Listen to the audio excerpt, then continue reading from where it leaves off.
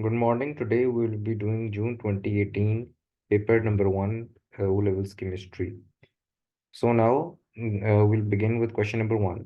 In question number 1, the key to answering this question is to realize that in the reaction between calcium carbonate and hydrochloric acid, it is a reaction between a metal carbonate and an acid.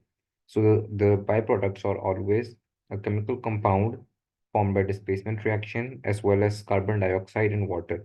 Now, if as the carbon dioxide is being released, the mass of the substance will eventually decrease. So to measure the decrease in mass, we will need to use a measuring balance and the measuring cylinder, as well as a clock to note the time taken as the rate of the reaction proceeds in about 30 seconds or for 30 seconds to, and it increases after each rise in 10 degrees, right? There's a rise in temperature and the thermometer to similarly measure the temperature. So the correct option will be B. Now in question number 22, we need to know that why do we filter? We always filter those substances which are insoluble. So we need to, they say that how can we separate two substances? Firstly, you need to understand that we need to separate a soluble and an insoluble substance. So the best option out of all of these is A, because sodium chloride is a soluble salt, whereas calcium carbonates are insoluble. All carbonates are insoluble except for group 1 and ammonium carbonates. Now, in question number 3, we know that ammonia is a base, so its correct identification test is that if we put like litmus paper red, it will turn it blue. So first is option, the option C is the best, and it correctly identify sulfur dioxide, when we put an oxidizing agent such as acidified potassium manganate will change color to green. Now in question number 4, all three of these statements are correct. So the correct option would be A. We know that the lesser the mass of a substance is, the more fast it diffuses to the other sides.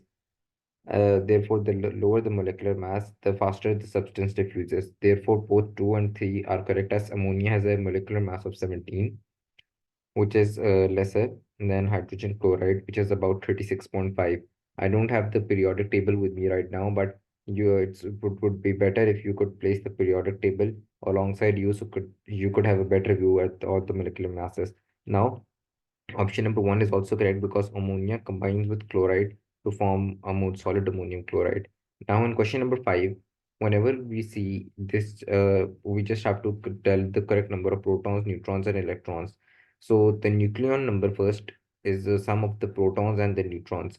They've told us that the proton number is 58. So, in order to find out the number of neutrons, we simply subtract 140 subtract 58 from 140 and we get the answer of the number of neutrons, and the proton number is given 58. Now in order to calculate the correct number of electrons, we know that whenever this charge is positive, it means that the electrons are lost. So it means that the electrons are 4 less than the number of protons. So it's 58 minus 4, and the correct option will be that the number of electrons would be 54. However, if it was like minus 4 or minus 5, it would mean that there has been a gain of electrons. So the number of electrons would be greater than minus 58, for example, 58 plus 4.